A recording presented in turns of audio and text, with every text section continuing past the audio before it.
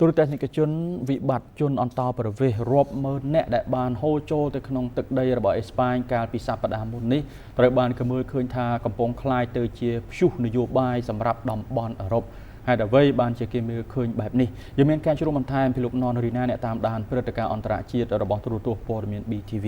បាទលោករីណាហេតុអ្វីបានជាមជ្ឈដ្ឋានអ្នកវិភាគអន្តរជាតិគេមើលឃើញថារឿងជនអន្តោប្រវេសន៍រាប់ម៉ឺននាក់ហូរចូលទៅក្នុងដែនដីដាច់ឆ្ងាយពីមាតុភូមិរបស់អេស្ប៉ាញនៅតំបន់អាហ្វ្រិកខាងជើងកាលពីសប្តាហ៍មុននេះវាគឺជាព្យុះនយោបាយសម្រាប់អឺរ៉ុបបាទរយៈកាលថ្មីនេះគឺយើងឃើញចាប់តាំងពីថ្ងៃពហុថ្ងៃសុក្រសប្តាហ៍មុនដែលមានការ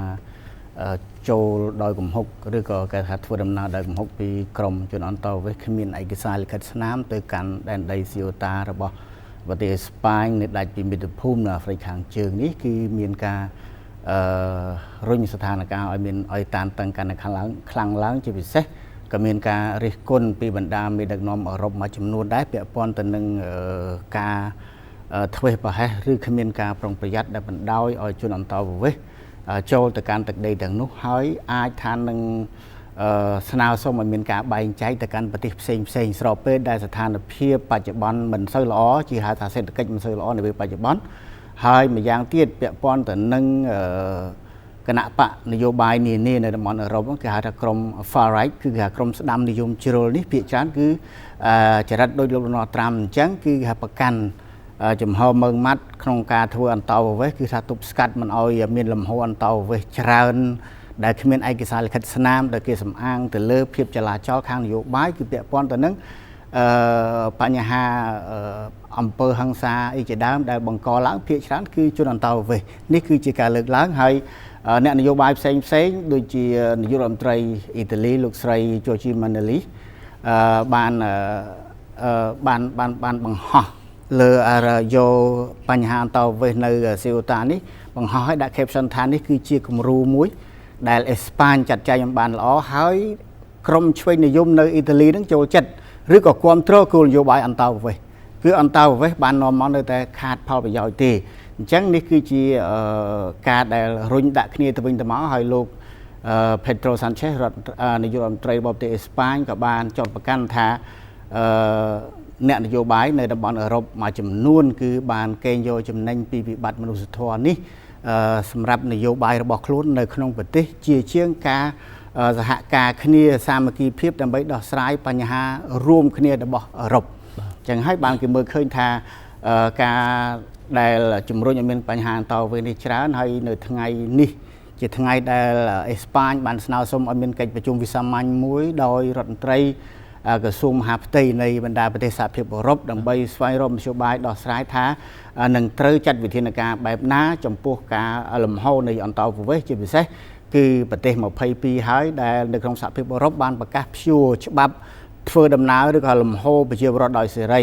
ហើយមានការត្រួតពិនិត្យតាមផ្លូវទឹកផ្លូវអាកាសថែមទៀតដើម្បីត្រួតពិនិត្យលើប្រវត្តិឬក៏ឯកសារពាក់ព័ន្ធនឹងអ្នកធ្វើដំណើរដោយពួកគេបានលើកឡើងអំពីស្ថានភាពដែលកំពុងតែលំបាកហើយមានលំហូរជនអន្តោប្រវេសន៍ដែលគ្មានឯកសារគ្មានប្រវត្តិច្បាស់លាស់នេះវាអាចបង្កជាបញ្ហាស្មុគស្មាញដល់ប្រទេសរៀងខ្លួនអញ្ចឹងហើយបច្ចុប្បន្ននេះគឺហាក់ដូចជាមើលមុខគ្នាលែងត្រង់បើទោះបីជាមានការសម្របសម្រួលថាវាជាបញ្ហារួមក៏ដោយប៉ុន្តែភាគច្រើនគឺគេចាត់ទុកអេស្ប៉ាញថាមកពីធូរដៃពេកម្យ៉ាងទៀតមន្ត្រីអេស្ប៉ាញធ្លាប់លើកឡើងអំពីប្រជាសាស្ត្រជាក់ស្ដែងរបស់ខ្លួនថាប្រជាពលរដ្ឋវ័យចំណាស់ភាគច្រើនអញ្ចឹងមានការបើកទលាយកន្លងមកឲ្យមានការធ្វើដំណើរចូលពីជនអន្តោប្រវេសន៍នេះជាការបំពេញកម្លាំងពលកម្មបន្ថែមជាដើមចំណាត់ការបែបនេះបានរុញឲ្យមានការលើកទឹកចិត្តដល់ការធ្វើដំណើរនៃជនអន្តោប្រវេសន៍មួយផ្នែកដែលគេដាក់បន្ទុកថាអេស្ប៉ាញគឺចាត់វិធានការធូររលុងបង្ហាញអំពីកត្តាជំរុញដែលធ្វើឲ្យមានលំហអន្តោប្រវេសន៍ចូលមកច្រើនបាទនៅចំពោះមុខនេះតើដំណោះស្រាយពីខាងអេស្ប៉ាញនិងអឺរ៉ុបផ្ទាល់កំពុងតែដោះស្រាយយ៉ាងណារឿងមនុស្សរាប់ម៉ឺនអ្នកដែលបានចូលមកនេះប៉ុន្តែបើតាមដឹងគឺមានភាគច្រើនត្រូវបានបញ្ជូនត្រឡប់ទៅម៉ារ៉ុកវិញហើយបាទបើតាមការស្រាវជ្រាវរបស់ទូត BBC ដែលទៅដល់កន្លែងកើតហេតុដែលដំបូងឡើយគឺថាដោយសារតែពួក smuggler ពួកជួញដូរមនុស្សដែលស៊ីកុំសុងពីអ្នកធ្វើដំណើរជនអន្តោប្រវេសន៍ទៅកាន់អេស្ប៉ាញហ្នឹងប៉ុន្តែភាគច្រើនគេរកឃើញថាអ្នកទាំងអស់នោះមិនបានផ្អើលទៅតាមក្រុម smuggler ទេក្រុមបណ្ដាញជួញដូរមនុស្សទេគឺផ្អើលទៅលើប្រព័ន្ធផ្សព្វផ្សាយ ដែលថាអេស្ប៉ាញឥឡូវគេបើកទលាយឲ្យមានការធ្វើដំណើរចុះនៅជនអន្តរប្រវេសន៍រហូតដល់ពាក់កងឬហៅថាពងហើយនឹងស្បែកជើងព្រុយហែលតាមទឹកហើយថត selfie ថាឥឡូវនេះអេស្ប៉ាញបើកចំហហើយអញ្ចឹងអ្នកទាំងអស់គ្នានៅពេលដែលគេសាកសួរថាខ្លួនមិនបានមកតាមការអូសទាញទេគឺដោយសារតែប្រព័ន្ធផ្សព្វផ្សាយអញ្ចឹងឥឡូវនេះមានមួយចំនួនស្ម័គ្រចិត្តត្រឡប់ទៅមករុកវិញដោយសារតែនៅនឹងមកដល់វាអត់មានជំរកស្នាក់នៅអត់មានកន្លែងស្នាក់នៅហើយគ្មានម្ហូបអាហារអីសម្រាប់ទទួលទេហើយគ្មានការការពារតាមផ្លូវច្បាប់ដែលចាត់ទុកថាជាលក្ខណៈពិសេសទេអញ្ចឹងអ្នកមួយចំនួនគឺស្ម័គ្រចិត្តវិលត្រឡប់មកវិញហើយមួយផ្នែកធំត្រូវបានបញ្ជូនត្រឡប់ដោយមានគេហៅថាអមដំណើរឬក៏ក្រៀកដោយកម្លាំងនគរបាលនិងកងសន្តិសុខរបស់អេស្ប៉ាញឲ្យត្រឡប់មកប្រទេសមកកាន់ម៉ារ៉ុកវិញដោយសារភាគច្រើនយុវជនម៉ារ៉ុកនិងបណ្ដាប្រទេសនៅអាហ្វ្រិកសាហារ៉ាអនុតំបន់អាហ្វ្រិកសាហារ៉ាហ្នឹងមួយចំនួនដែរដែលបានធ្វើដំណើរទៅរយៈពេលប្រហែលថ្ងៃមកនេះហើយក្រៅពីនេះក៏បញ្ហាដែលវានៅចាក់ស្រេះនិងពិបាកដោះស្រាយគឺគេហៅថានីតិជនគ្មានសាច់ញាតិទៅជាមួយគឺផ្អើលតាមគេតាមឯងគឺឆោលឡោទៅជាមួយគេផ្លោះលបងឬក៏ហែលទឹកតាមគេតាមឯងទៅនៅពេលដែលអ្នកខ្លះគេមានសាច់ញាតិមានក្រុមគ្រួសារវិលត្រឡប់មកវិញអ្នកដែលអត់មានសាច់ញាតិរួមដំណើរនៅហែលហាលឥឡូវនេះគឺមិនទាន់មានបង្ហាញពី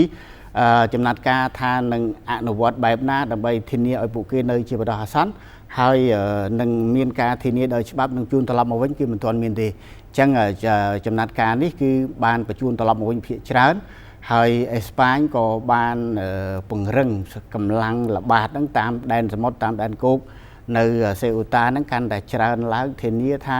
នឹងមិនអោយកើតមានឡើងនាពេលអនាគតថ្មីត្បិតតែរឿងនេះគឺហាក់ដូចជាធូរស្រាលដែរប៉ុន្តែការតានតឹងខាងនយោបាយការ